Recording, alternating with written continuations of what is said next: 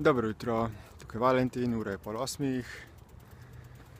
Nadaljujemo z postopkom analize našega pisanja, preko katerega smo nekako ozavestili naše dogodke, naš dogodek, ki smo si ga odločili analizirati. In sedaj, ko imamo pisanje pred sabo, kaj naredimo sedaj z njim? Naša naloga je, da iz vseh besed, stavkov, trditev, opisov izluščimo tiste elemente, ki so odgovorni za to, da smo se v nekem dogodku razdvojili od realnosti, od fizične realnosti v tistem trenutku in smo zašli v naš in začeli smo razmišljati ter potem tudi čustveno reagirati. Analiziranje pisanja je podobno, kot bi odkrivali neke mine na nekem travniku, po katerem hodimo. Vemo, da mine so skrite, so sprva neopazne, toda če vemo, kaj iskati in kako iskati, potem jih je možno odkriti in odstraniti in na ta način preprečiti naše čustvene reakcije, ki so v bistvu te eksplozije naših besednih min. Čustvene reakcije so izraz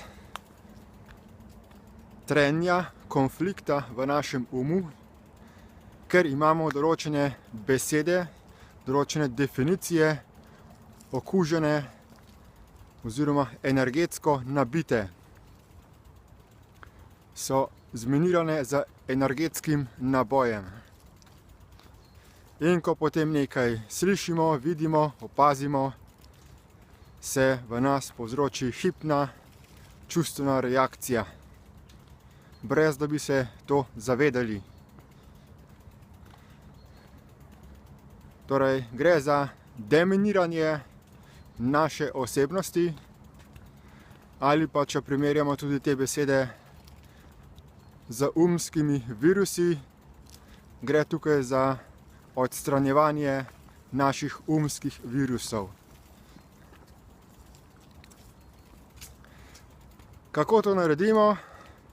Najprej je potrebno spoznati, kakšne vrste teh energetskih sprožilcev poznamo. In danes bom najprej začel z razlago polarnosti. Temeljni energetski sprožilci so definicije, ki nas razdvojijo na dva pola. In en pol je nekako pozitiven, drug je pa negativen. In to so besede, ki imajo svoj par, kot na primer lepo in grdo, pravilno, napačno, moraš, ne smeš in podobno.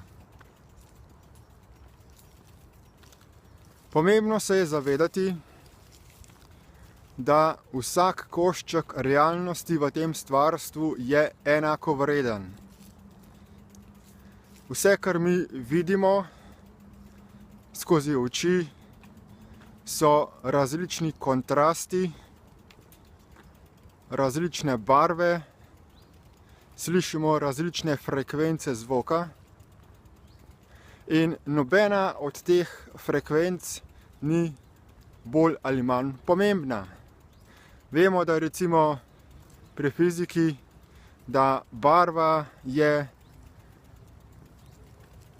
določen del valovanja elektromagnetnega svetlobnega spektra in je samo različna frekvenca. Kot recimo 50 Hz, 20 Hz, 1000 Hz.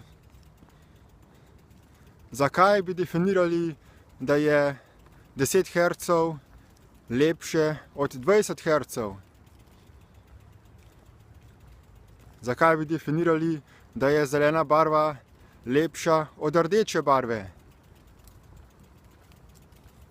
So torej neke realne definicije, univerzalne definicije, za katerimi se lahko vsi strinjamo. So pa določene definicije, ki so naši osebni predsodki, subjektivne definicije, ki nimajo veze z univerzalno realnostjo. In bistveno je prepoznavati, kdaj smo usklajeni z univerzalno realnostjo, kdaj smo si pa ustvarili našo lastno umsko realnost, ki nam onemogoča, da bi sprejeli univerzalno fizično realnost v tem trenutku. In polarnost, besede, definicije, ki so del polarnosti, so prvi taki energetski sprožilci. Toliko za danes, več prihodnjič, nasvidenje.